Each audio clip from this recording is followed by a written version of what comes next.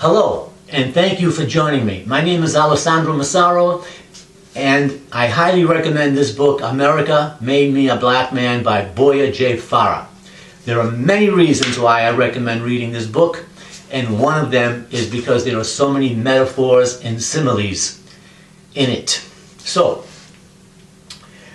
metaphors and similes, we use them when we want to compare things, and these things can be actions, activities, animals, feelings, people, places, and sometimes the two things we're comparing can be very different. They're different because when we use a simile, we use one of these combinations of words, like, as, blank, as, and usually in this blank there's an adjective, as if or as though. So let's begin reading this book and find some. Our first examples are in chapter 1, page 2. Are you reading chapter 1? Are you going to read chapter 1? I hope so. This is a great book.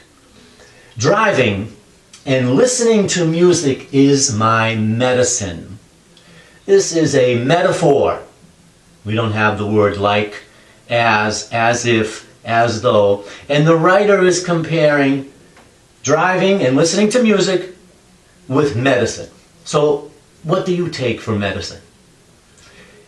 When you read chapter 1, if you have read chapter 1, you know the author, Boya J. Farah, is really having a hard time. He was born in Somalia, Africa, came to the United States, and he's got some things he's working out. So when he has some problems, when he doesn't feel well about what's going on in society, he gets in his car, he puts on his favorite music, and he drives. And that's like taking medicine for him. So then the sentence continues, as calming as any therapy. So now this is a simile. The writer again is comparing driving and listening to not only medicine, but also therapy.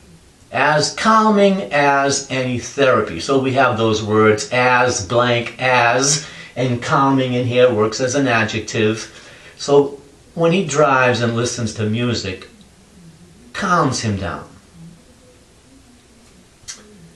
Let's find another one.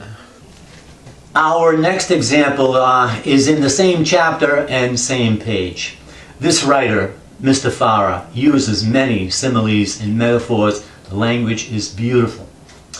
I feel trapped in the maze of my obsessive thoughts. So this is a metaphor. The writer is not using like, as if, as though. And the writer is comparing how he feels, I, with his obsessive thoughts.